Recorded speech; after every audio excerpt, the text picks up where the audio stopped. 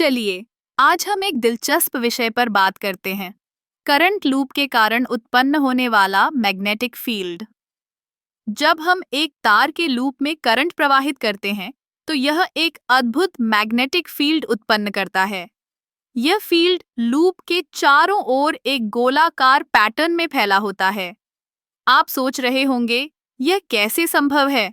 दरअसल जब current loop में इलेक्ट्रॉनों की गति होती है तो यह एक चुंबकीय क्षेत्र का निर्माण करता है।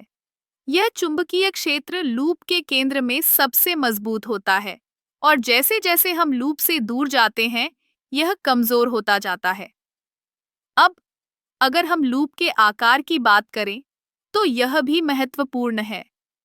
एक बड़ा लूप एक व्यापक मैग्नेटिक फील्ड उत्पन्न करता है, जबकि एक छोटा लूप एक संकुचित फील्ड बनाता है।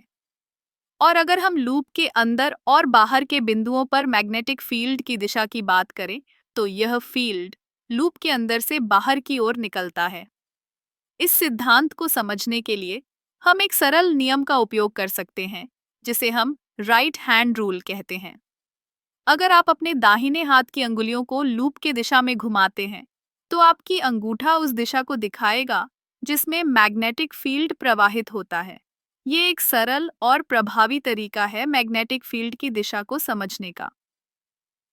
अब क्या आपने कभी सोचा है कि यह सिद्धांत हमारे जीवन में कैसे काम करता है? उदाहरण के लिए, इलेक्ट्रिक मोटर्स में करंट लूप का उपयोग होता है।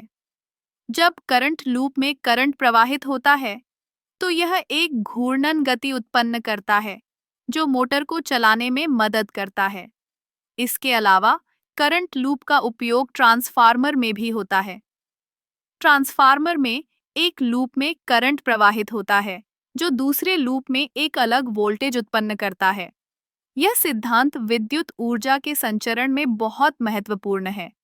इस प्रकार करंट लूप से उत्पन्न होने वाला मैग्नेटिक फील्ड न केवल एक सिद्धांत है, बल्कि यह हमारे दैनिक जीवन में कई तकनीकी उपकरणों का आधार भी है। यह हमें यह समझने में मदद करता है कि कैसे विद्युत और चुंबकत्व एक दूसरे के साथ मिलकर काम करते हैं। तो अगली बार जब आप किसी इलेक्ट्रिक मोटर या ट्रांसफार्मर को देखें तो याद रखें कि इसके पीछे का सिद्धांत कितना रोचक और महत्वपूर्ण है। यह एक अद्भुत दुनिया है जहां विज्ञान और तकनीक एक साथ मिलकर काम करते हैं।